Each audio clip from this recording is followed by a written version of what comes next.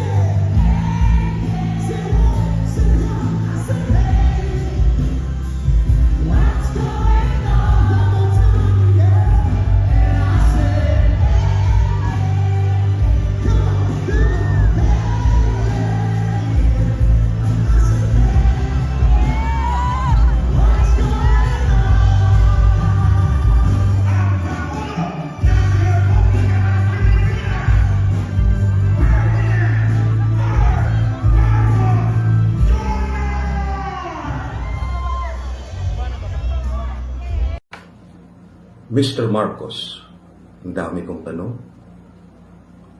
I hope you listen. What's going on with our country right now, Mr. President? Corruption scandals. Wow. Grabe. And even right now, Congress, hindi na nahiya. Gawa pa rin ang gawa ng mga allocables dito, allocables dyan.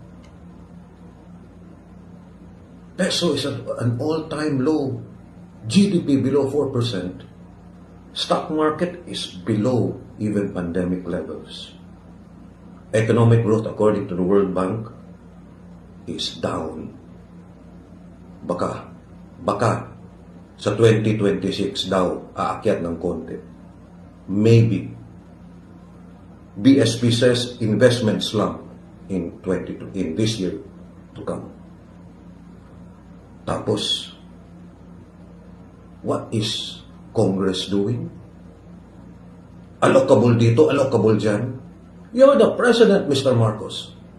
You can handle these people or di mo kaya. Wala kang biyag. You can tell these people, pati pinsan mo noon, ano sinabi ni Congressman Toby? You told your cousin Romualdez and yung cohort niya na si Saldico to stop stealing. Ano your exact words ba?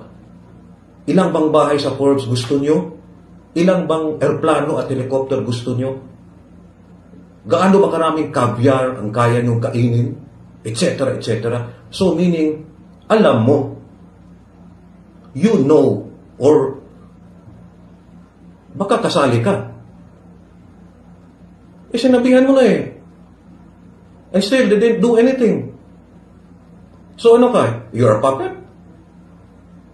Sa Bisaya pa, taw-taw ka sa kahumayan, Mr. Marcos? Mabuang minimo. Wow, crime rate. Press release yung PNP. Nothing against the policemen. They're working hard. Pero yung mga peace and order, mas mataas pa kaysa panahon ni PRRD. Oh, that's a lot of crap. Tapos, kung may mag-complain regarding corruption or how people are handling the people's money, how government is going down the drain, yan yung kakasuhan nyo. Akyat ka agad yung mga attack dogs mo. Ina-complain yung isang general, anong ginawa nyo? Yung army colonel, anong ginawa nyo? How many people? Si Diskaya was about to sing. Pinigilan nyo sa mga tutak mo sa Senado. Baka kasali dito. Oh my God. Puro ka pangako, Mr. President, and all you give us is lies. 22,000 classrooms. 22 lang natapos. 5,500 flood control projects. E nalulod na kami dito sa Cebu. And while we were dying here, may mga tao pa dyan, hindi pa nahukay under the mud. Anong ginawa ng ICI? Invisible Commission on Infrastructure? Nandun sa Davao. Eh dito kami, namamatay kami dito tapos yung investigasyon nasa Davao.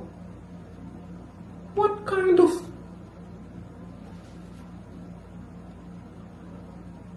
Hindi mo ba napansin, Mr. Marcos, that the people now hate you?